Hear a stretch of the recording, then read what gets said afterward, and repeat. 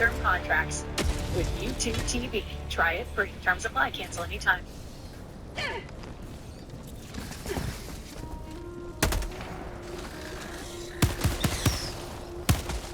And I quote, with the incense of burning cedar and the singing of sacred songs that came into the world. I was singing too, although they probably thought I was empty.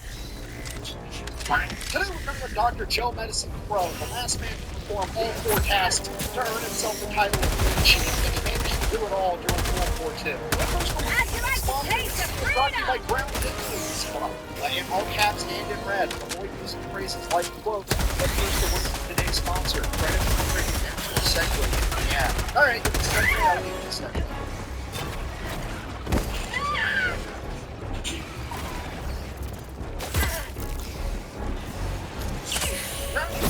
Source with the world's first news comparison platform. They collect news from over 50,000 sources, sticking it into one convenient app, allowing you to compare all the news coverage in one convenient location, allowing you to simply swipe over between different headlines for the same exact story, being able to tell which outlet is biased and which isn't, and how factual their articles actually are. And if that wasn't enough, they also have cool features allowing you to search for news on an actual map by geographical location, and they have blind spot coverage showing the articles that are receiving little to no coverage in the mainstream media. So for example, just to show you how this works, I have personally been following a story coming out of California where an angry otter keeps kicking surfers off of their surfboards. For days, she's been evading arrest from authorities after committing what they're calling longboard larceny. And utilizing ground news, I can see that today alone there's been over 49 news outlets all reporting on it, and it allows me to quickly swipe through the most popular headlines, seeing that they're all virtually identical and highly factual, which allows me as a consumer to conclude that everybody on the political spectrum, both left, right, and center, all thoroughly enjoy the world's cutest carnivorous mammal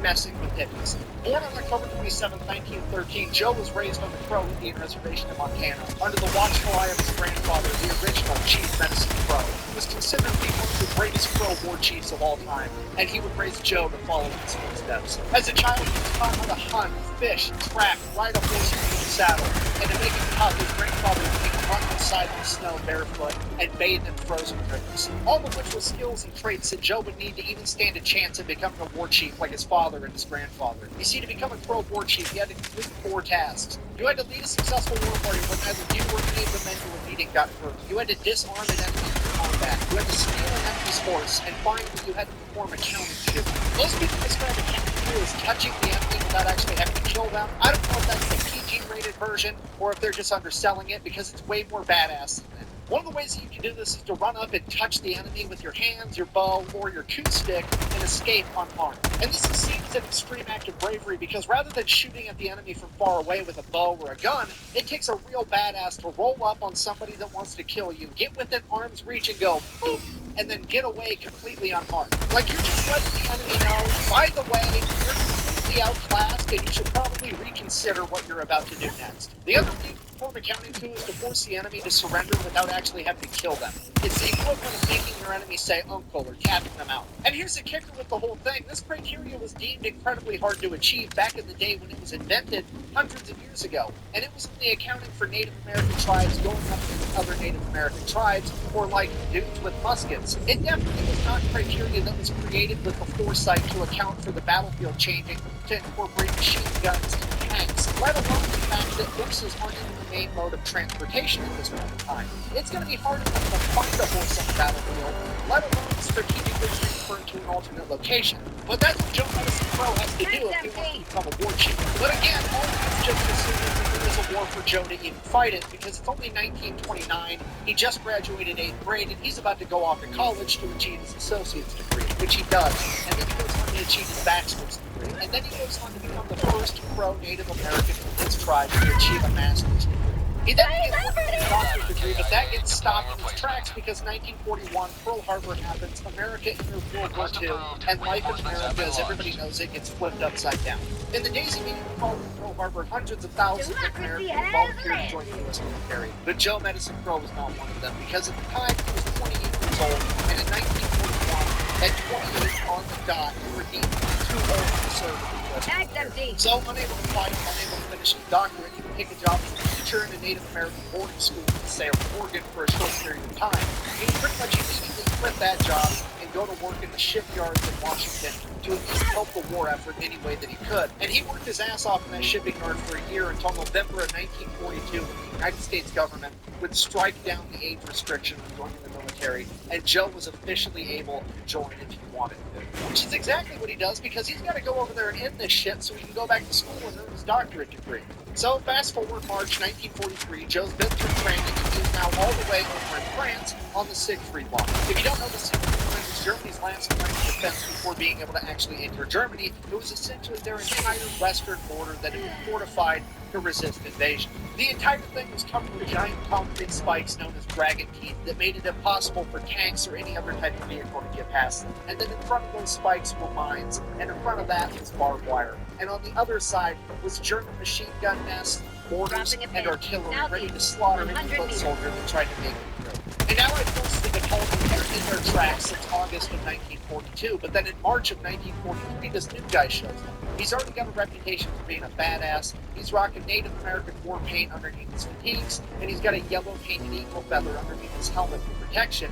Surely this man is the main character. We're going to see what he can do. So Joe's commanding officer pulls him aside and says, hey, look, if anybody can pull this off, it's going to be you. But I need you to take a small group of guys and a bunch of explosives, make your way through the Siegfried Line, find a German machine gun nest, and completely demolish it. That way we can get some construction guys in there. They can take out the barbed wire, the mines, and the dragon's teeth without getting shot at the entire time. And we can start funneling forces in and finally break through this line. So on March 15, 1943, Joe Medicine Crow would lead 7 other men through the barbed wire, through the mines, through the dragon's teeth, all while being fired at by German machine gun fire and mortars exploding all around him. And they would make their way to the machine gun nest and begin blowing up as many of them as they could. Because of this, Allied forces were finally able to break through the Siegfried Line. Joe Medicine Crow is believed to be the first American to set foot into Nazi Germany, and all of the men that he led into this raid were completely unharmed, meaning that Joe Medicine Crow had just successfully led his first war party, and that he had completed the first task of his journey to becoming the last war chief. Fast forward a couple months, Joe's entire unit is clearing out a small German town in the middle of a huge firefight, so Joe decides he's going to cut down the map so he can go get around and flank the enemy. As he's running down the alley, he gets far enough down that he thinks he should be able to turn in and get to where he can find a good position to launch an attack. And that's when he turns into this narrow gate into somebody's backyard. Right as he turns into the gate, he collides helmet to helmet with a German soldier. It is now just Joe, this German soldier, and the firefight in the background. So Joe leaps forward, grabs the German's gun, throws it to the ground, raises his gun at the German, ready to fire. The German's standing there completely helpless. And for some reason, Joe's not quite sure why, he decides that he's going to throw his gun on the ground too. And they're going to, and I quote, tear into one another. So they start having a good old-fashioned fist fight because the German is looking for better than Joe. He was aggressive to the ground, getting on top of him and hitting him. Finally, Joe managed to roll him over, get on top, hit him a couple times in return, and then he begins strangling him. This guy's entire head is turning different shades of red, purple, and blue as Joe is quite literally strangling the life out of him. And Joe, in a spin of desperation, he bumped Joe off just enough to be able to gasp out, "Mama, Mama." And for some reason, Joe said that this opened his ears and he decided to let the man go. So Joe hops up, grabs his rifle, and carries on to go flank the enemy like he had originally intended to, and at this point he didn't even realize that he had just completed 2 more tasks to become a war chief. He had disarmed his enemy, and he had committed a counting coup by forcing his enemy to admit defeat without killing him. Which means the only thing Joe has left to do to become a war chief is to find a horse and then steal it. I mean, strategically transfer that piece of equipment to an alternate location. I know what you're thinking. Good luck, you're not going to find a horse in the middle of World War II. This is the era of cars and tanks and machine guns. But honestly, you'd be wrong, because the German military in World War II actually used horses a lot. So much so that the German military was actually blown away that when Americans showed up, they didn't have horses at all. They exclusively had motorized vehicles. And this was actually an early indicator to high-up Nazi leadership that they were about to get their schnitzel kicked in. Because this highlighted the enormous gap in logistical power between Germany and America. America was creating enough motorized vehicles and refining enough oil, and then had the power to ship it all the way across the planet to provide for their entire military, and Germany couldn't pull that off inside of Germany, let alone across the border. Sorry for the sidetrack. Moral of the story, there's horses. Joe has to find one, and he has to steal it so he can earn the title of war chief. So, fast forward a couple months, Joe gets sent out on a mission, big scout, to scout ahead for his entire unit. So while he's out there by himself, he's looking through his binoculars, and holy shit, it's a German SS officer on horseback. So Joe, using what his grandfather taught him as a child, tracks and stalks this guy for miles and miles, and he ends up making all the way back to this farmhouse up on a little hill, and there's an entire SS platoon in there, 30, 40 guys, and there's 50 horses in the corral outside. So Joe makes his way back to his unit, grabs his commanding officer, and is like, hey, I found an entire SS platoon, let's go get them. So they move out an entire company at dusk, and they surround this farmhouse, and they're going to wait there overnight with the house completely surrounded, and they are going to attack at dawn, first thing.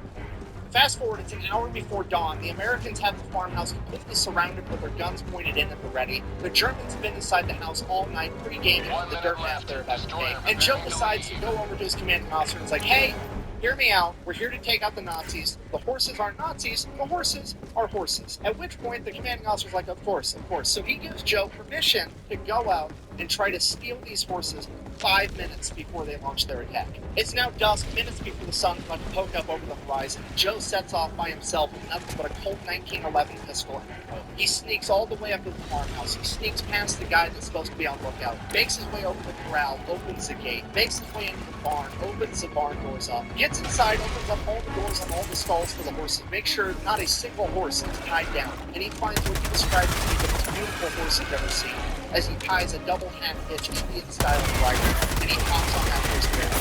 Now, he only needs to steal one horse, but he's going to steal all 50. Why? Because it's 4 XP. So Joe hops up on the horse and starts to stampede the other 49 horses out of the barn, into the corral, out of the corral, and into the field. The Germans in motion run out with their weapons drawn and begin firing at Joe. The Americans start returning fire with a machine gun from the quarters, and it is now just Joe riding through this open field, bareback on a horse, surrounded by 49 other horses. He's just part of the stampede. He starts singing a traditional Crow war song as there's nothing but machine gun fires and mortars going off in the background behind him, as the sun finally peaks up over the horizon and covers the field in front of him with rays of light. He has now just completed the 4th and final execution of the last war chief, 59 after.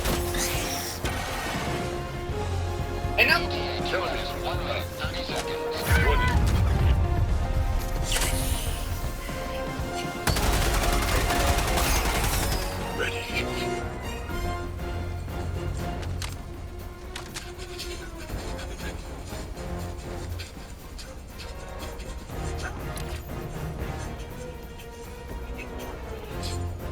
Beautiful.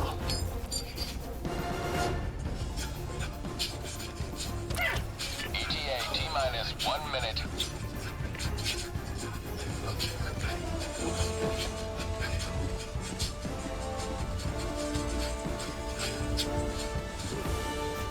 Victory is ours.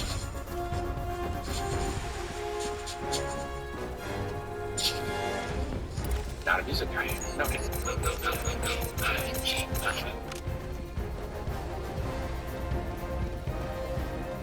ETA T-minus 30 seconds. finally got to the point in the story where I've told you how he performed the 4 tasks. Can we finally take a moment to appreciate how utterly ridiculous these 4 tasks are? I mean, sure, the first one, lead a war party successfully, that sounds like something you should be able to do as a war chief. However, the other 3 are just straight dunking on the enemy. Like, the amount of disrespect in those 3 tasks is palpable. I mean, let's recap. You want to be a war chief, you gotta roll up on the enemy, touch them with your 2-stick.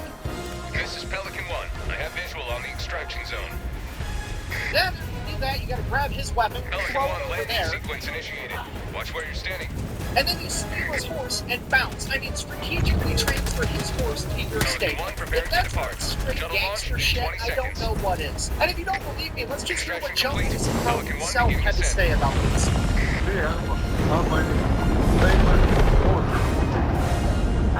Like, that man was a straight run badass one with that. Sorry, getting sidetracked again. So, Joe and his unit ended up getting diverted over to Poland because as war in the European theaters finally started to come to a close, and as a final act of bravery, him and his commanding officer would end up driving a jeep through the front gate of the concentration camp, leading all of their men in to free everyone there. Shortly after that, Germany surrenders. Joe ends up returning to the United States. He's given a Bronze Star for being the first man to penetrate through the Siegfried Line, as well as the French Chevalier, which, if you don't know, is where you're knighted by France. So yeah, Joe is now officially Sir War Chief Joseph Medicine Crow. He then separates from the military, returns home to the reservation of Montana, where he goes before his council of elders that includes his grandfather, the original War Chief Medicine Crow, tells him everything that happened while he was away, and they officially award him the title of War Chief. From there, he's unable to go back to school to finish his doctorate degree because he is given the position of official tribe historian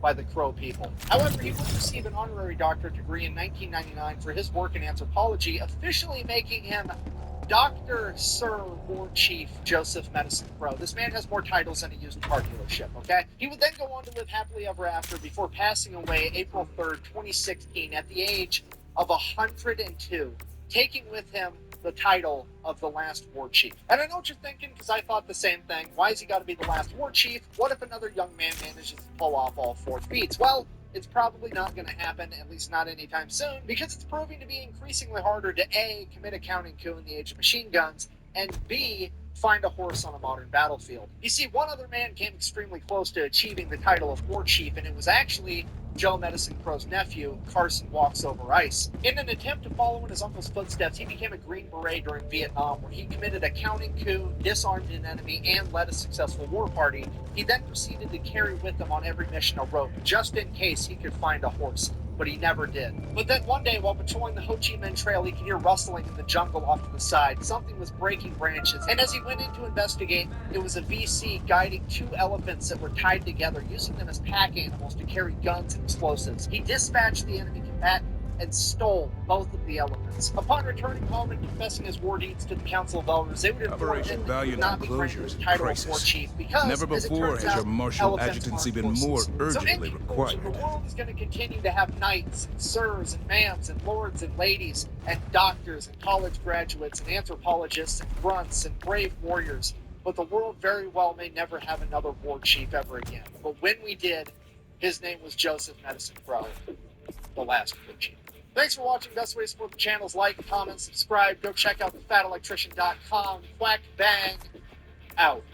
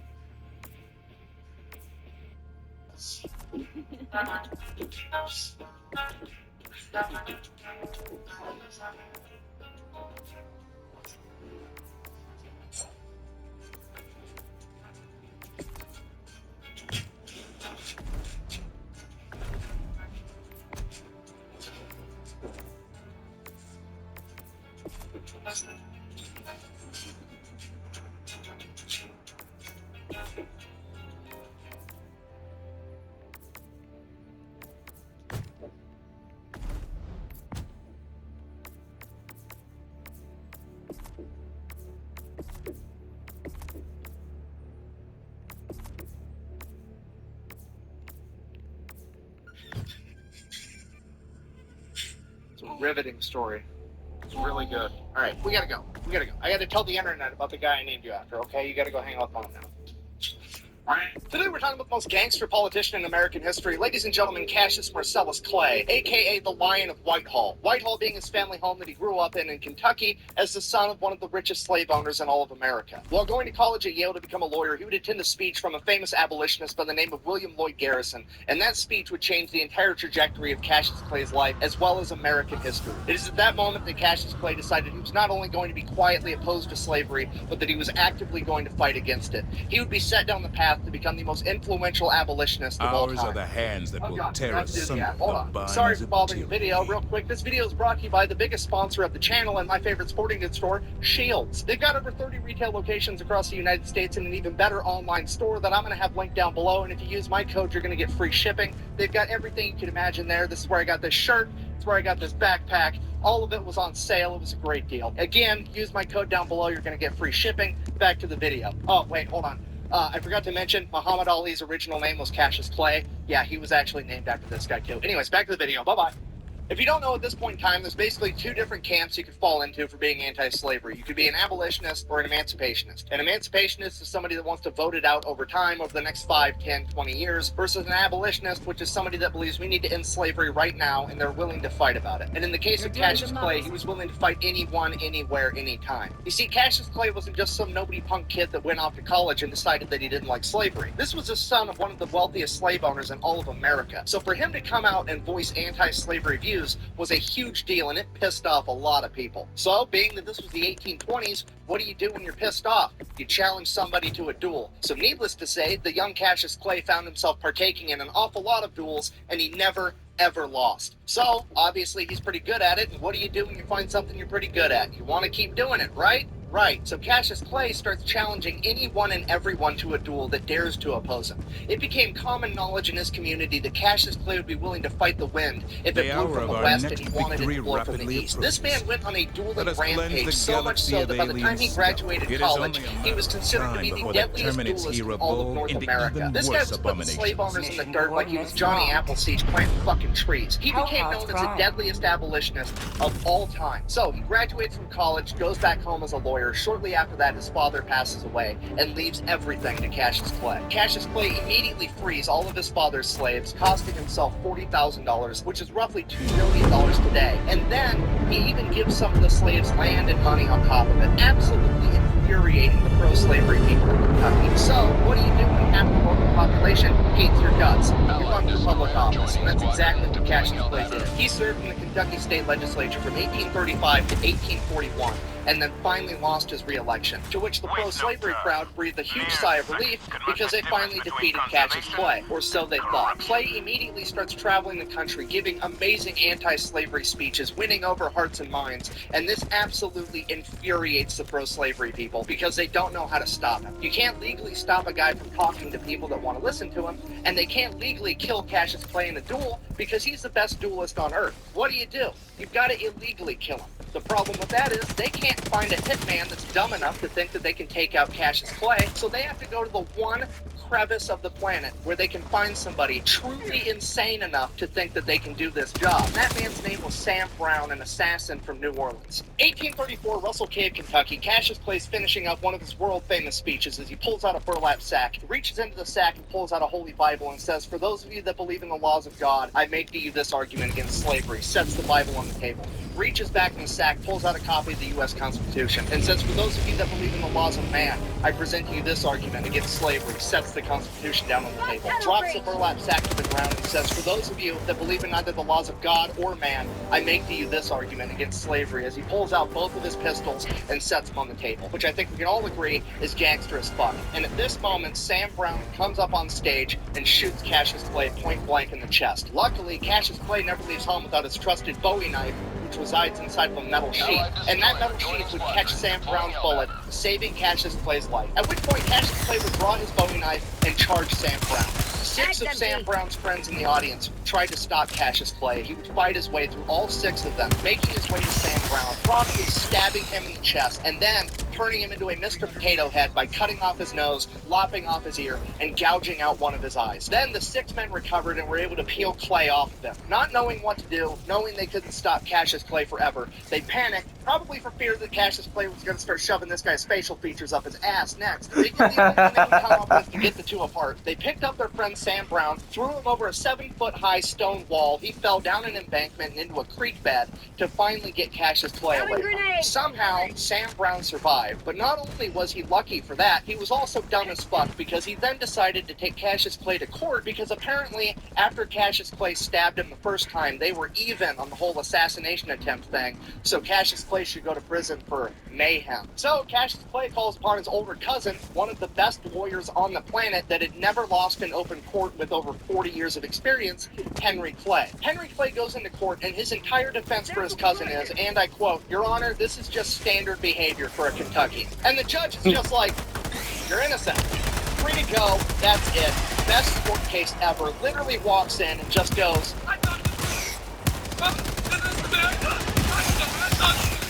So after Cassius Clay was found innocent, Henry Clay decides that he's going to run for president, and Cassius is going to help him campaign. Cassius is going to tour the country, giving speeches, saying, hey, you know, vote for my cousin. There's a rule that Henry Clay told him he's only allowed to tour the northern states because he's actually legitimately concerned that if he sends Cassius to the south, he's going to shoot so many fucking slave owners in duels that it can be considered voter fraud. So Henry Clay losing the presidential election, and Cassius moves on to his next life adventure, which is becoming an author and writing anti-slavery news articles. The problem with that was none of the newspapers were willing to publish him, so he says, fuck you, I'll start my own newspaper, The True American. Now, as I'm sure you can imagine, starting an anti-slavery newspaper in fucking Kentucky in 1845 was not very popular, and his business would receive death threats pretty much every day, some of which were written in blood. So Cassius Clay, in true Cassius Clay fashion, says, fuck it, I guess we're gonna fight about it. He then proceeds to up-armor his entire business in his printing office. He covers the entire front of the office in a large iron sheet. He installs several cannons down corridors, stocks the entire thing with loaded guns, and rigs it to explode. Here's the thing, he also doesn't expect his employees to fight to the death for him,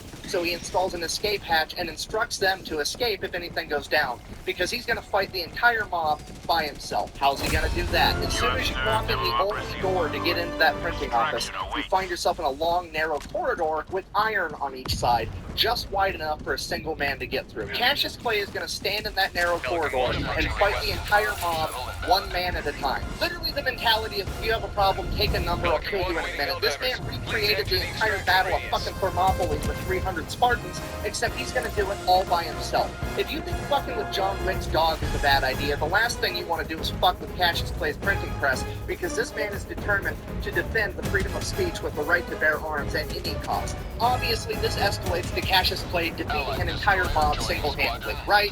Wrong. The mob, being full of, you know, super brave pro-slavery men that know they're doing the right thing, do the honorable, brave thing, and wait till Cassius Clay is bedridden with typhoid fever, so they know he isn't going to show up. They show up to his business at night and burn the place to the ground because they're a bunch of fucking bitches. Now, Cassius Clay recovers from typhoid fever. He reestablishes a newspaper in Cincinnati, Ohio, which is an anti-slavery stronghold. The only problem with that is being an anti-slavery stronghold, there's not going to be any conflict, and that's fucking boring. So Cassius Clay moves on to another life adventure, volunteering in the Mexican-American War. While serving in the Mexican-American War, he would be a captain leading a group of Kentucky soldiers, and they would be captured pretty much immediately, and he would spend the duration of the entire war as a POW. While serving as a POW, some of the men under his command would escape, meaning that the Mexican military was then going to put the rest of his unit to death. Cassius Clay said, hey, don't kill my men, just kill me and my other fellow officers. We're the ones in charge. Get your ass Please escape. It's our responsibility. Please let them know.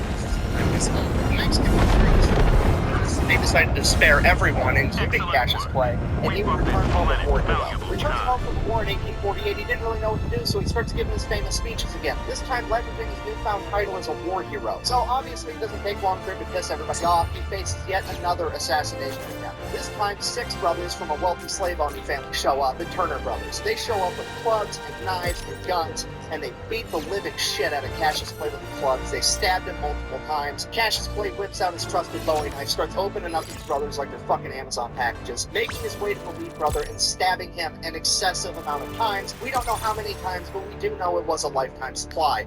Killing the lead brother, ending the assassination attempt, Cassius Clay would fall to the ground, nearly dead, and this would be the closest anybody ever came to actually killing Cassius Clay. When he was asked about it later on in life, all he said was, I felt the utmost indignation, which translates to, I was fucking annoyed. This man almost died from an assassination attempt, and he has the same attitude towards it that I have towards fucking fruit flies, okay? This dude is so metal, he deserves his own spot on the periodic table of elements. Cassius Clay then makes a full recovery from his injuries, starts giving his speeches again. 1853, he donates a large chunk of his land to John Fee, who uses it to found Berea College. Still, save this planet. Always good to have another hero on board.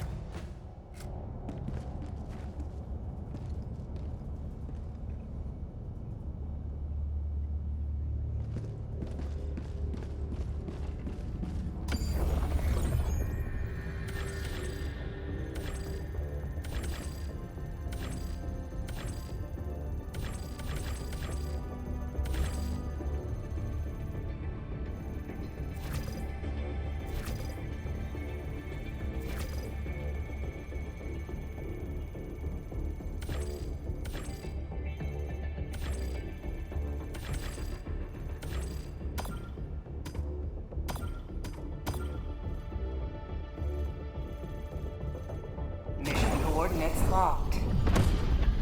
Hellpods primed. Engaging orbital thrusters.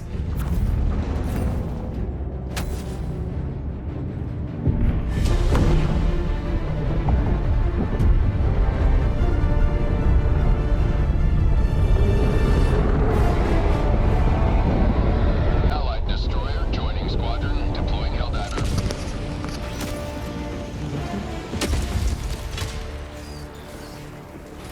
Go now. Save this planet from infestation. Mag's empty.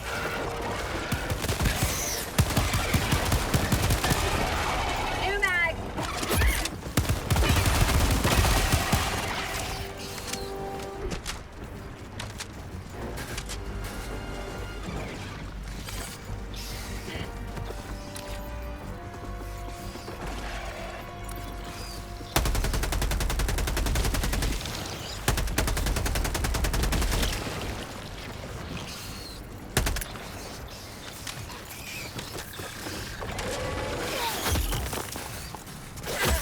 Fire in the hole.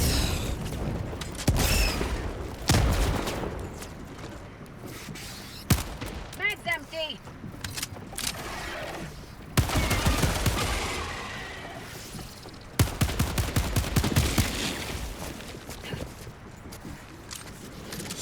Injury? What injury?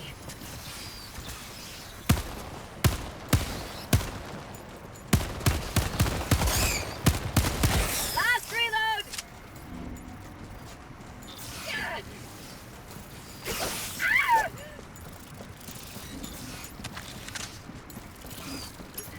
Mag's empty. Ah!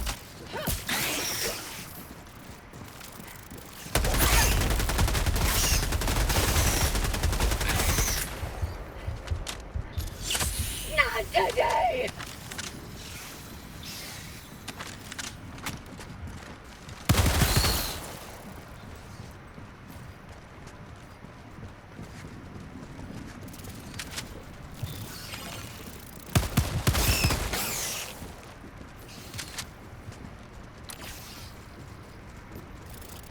Dropping it. Say hello to democracy!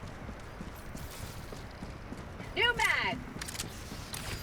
Allied destroyer joining squadron, deploying Helldiver to combat zone.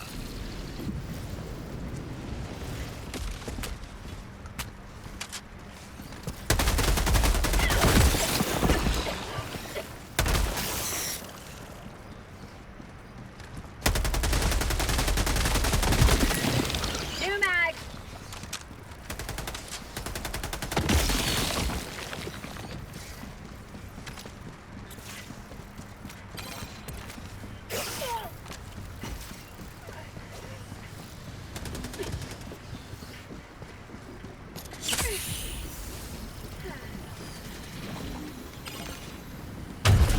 Allied destroyer leaving squadron.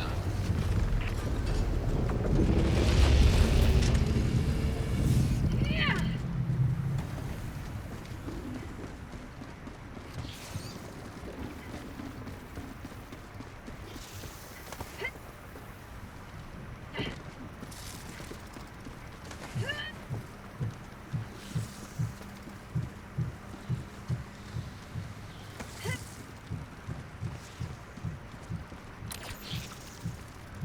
Five minutes remaining. I repeat, 5 minutes remaining. 200 meters.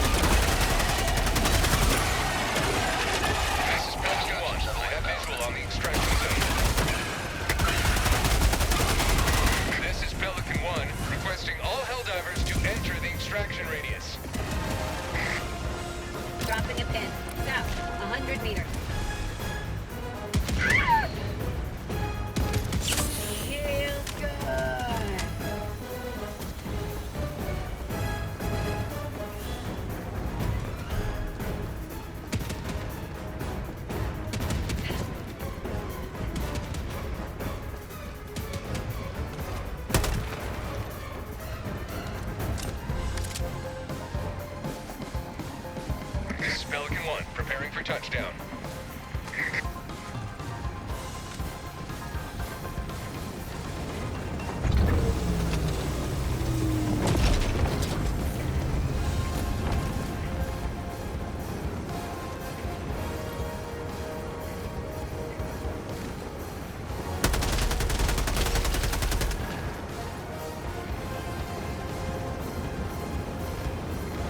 Extraction complete. Pelican 1 beginning ascent.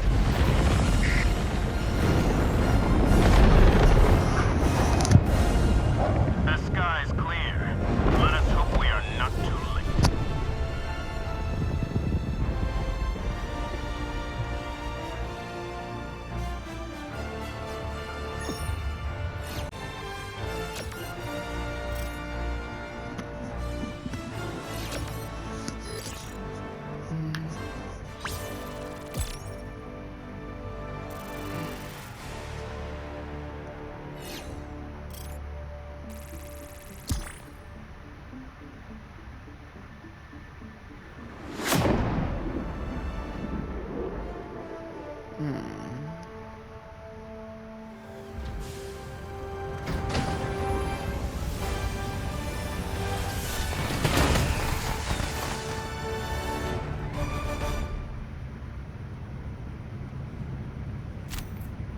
Good job shutting down that tower. Few less mutations to work.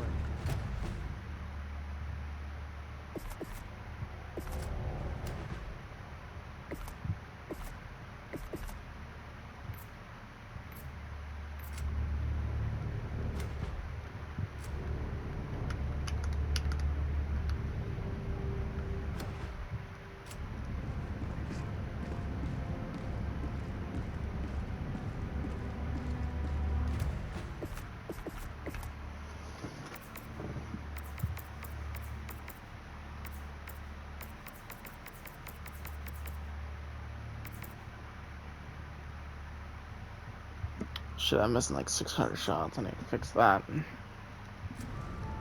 Automatons are not living beings. They are weapons.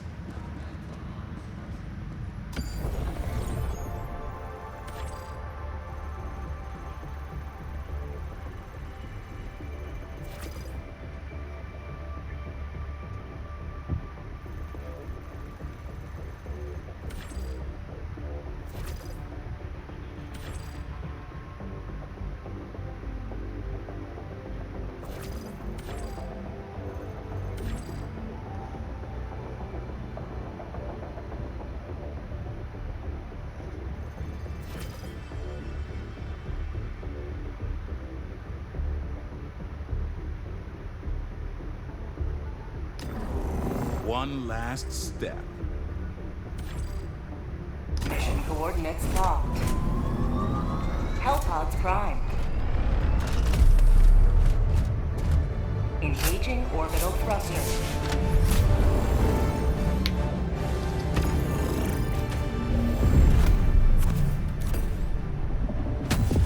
Orbit synchronized. Hellpod launch initiated.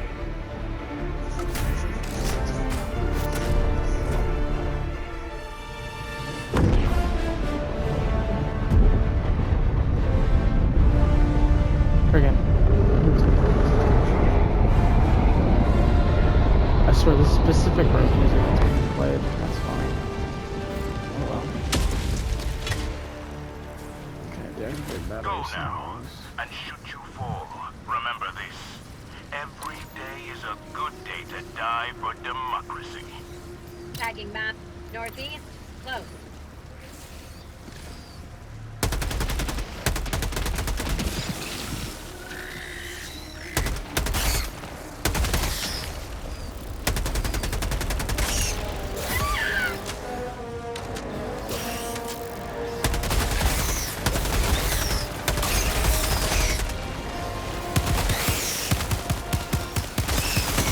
That's empty.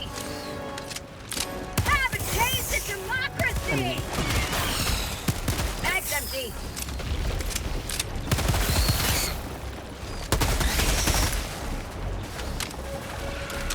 Hello, gorgeous.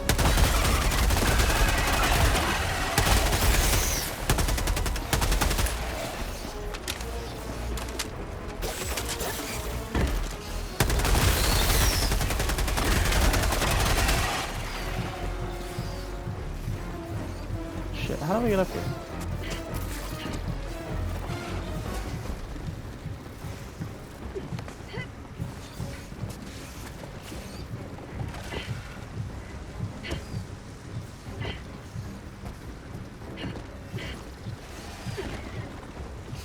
On top of a building and I don't know where the fuck I'm going. I need to get up there pretty much.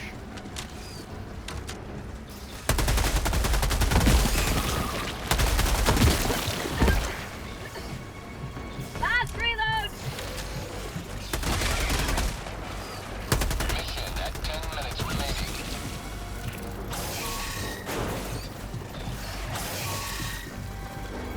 Dropping a pin. North.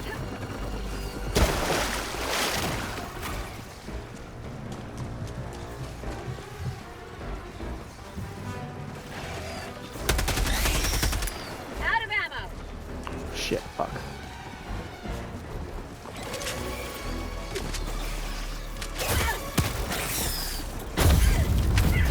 Helldiver lost. Sending replacement. Fuck. Second death. It's because the ammo system is not automated.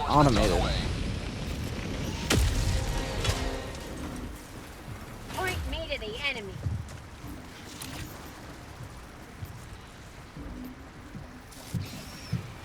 Tagging map. Northwest, 50 meters. You mother... Fuck off.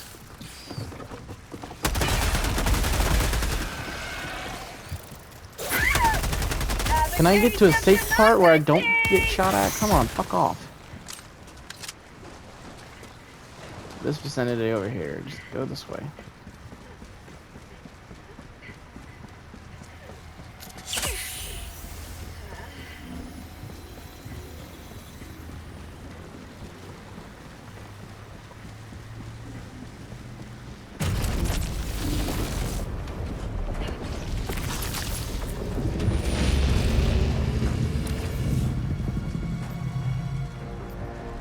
Dropping a pin. Southwest, 200 meters. Really?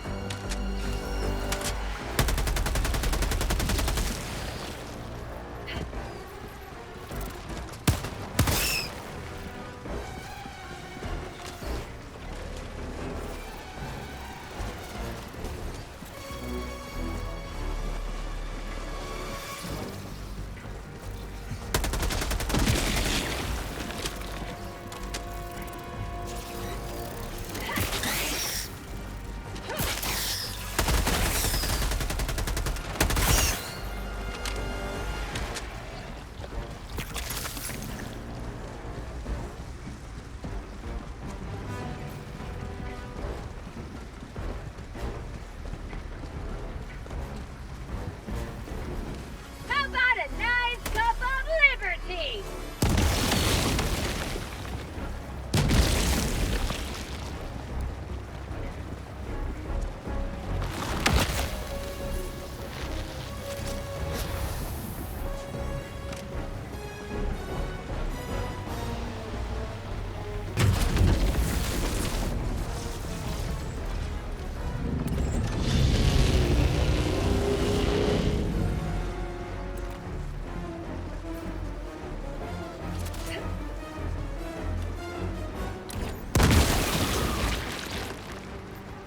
Tagging map. Southeast, 100 meters.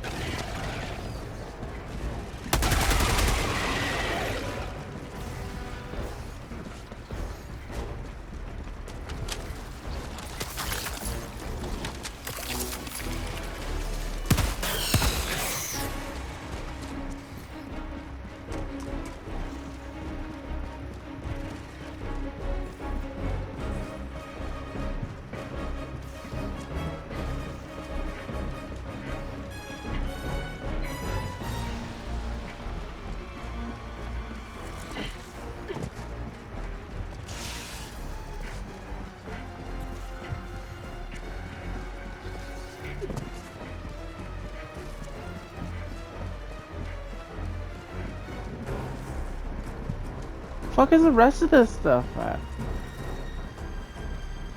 5 minutes left. We can't stay this low much longer, Helldiver. Yes, we can.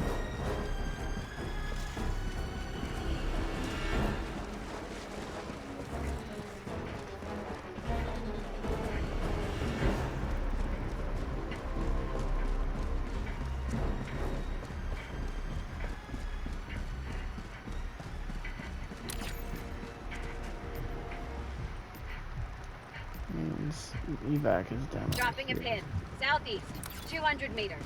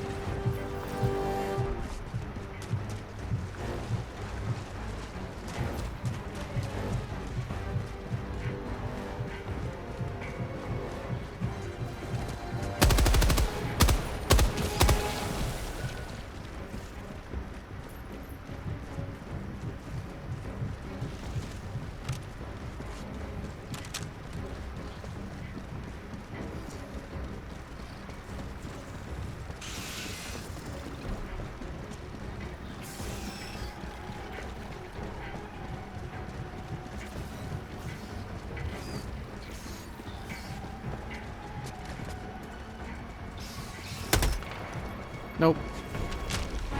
I can't find the rest of these things. I don't know where they are.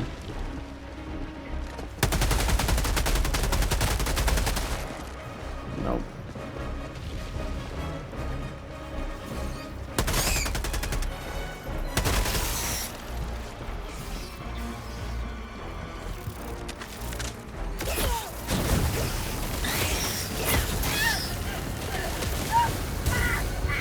Helldiver lost. Sending replacement.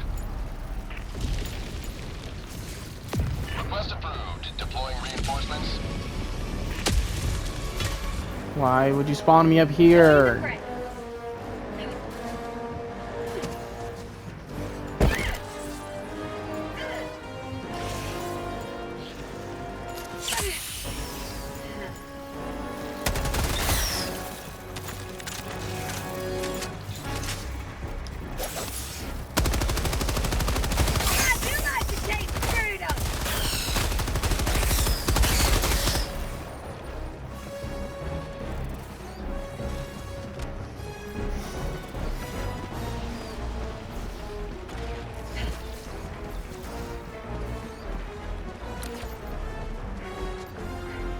Tagging map. Northeast. 100 meters.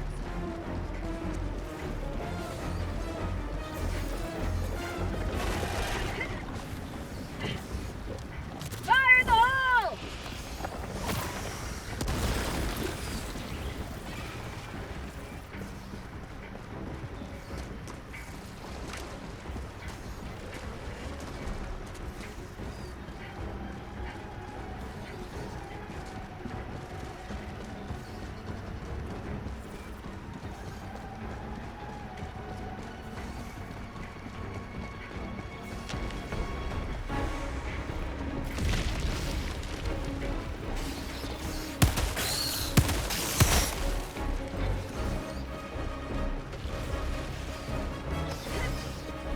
Like, actually, I don't know where they are. 1 minute left. Destroyer preparing to leave. Heads up! Heads up!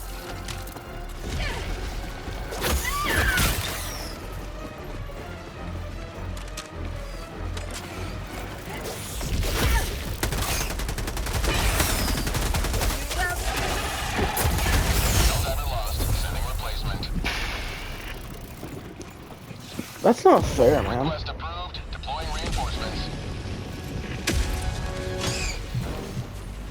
Reporting to the front. Heads up!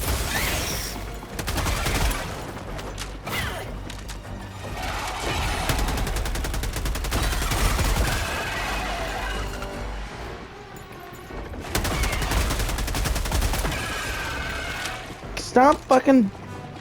Can't do that, man. You can't run out of ammo as soon as they're fucking shooting, man. Come on. Leaving low orbit. Emergency extraction shuttle deployed. Extraction shuttle inbound.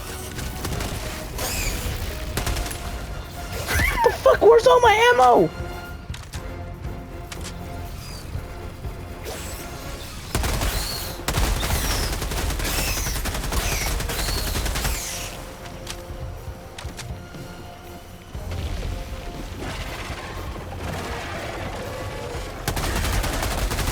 For prosperity!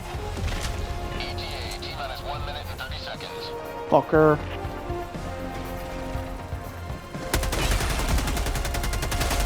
Say hello to democracy!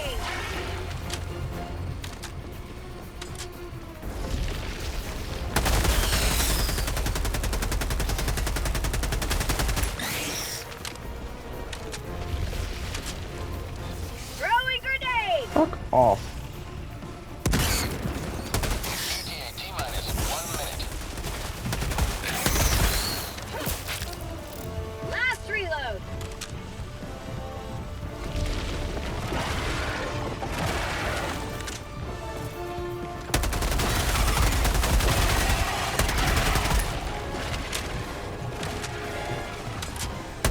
How'd you like the taste of freedom?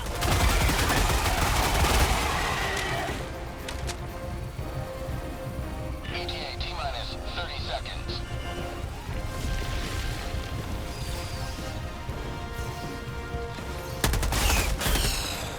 ETA, T-minus 20 seconds. Last reload! For ETA, prosperity! T-minus 10 seconds. Clear landing zone. Out of ammo!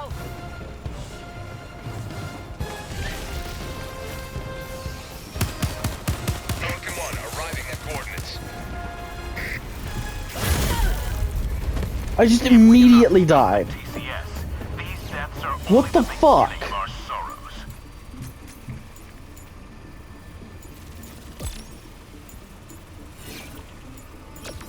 Fucking piece of shit.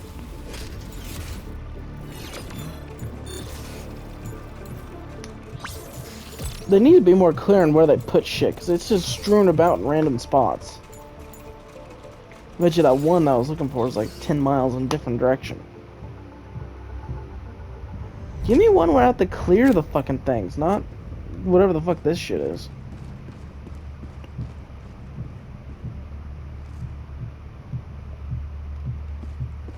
Fucking stupid.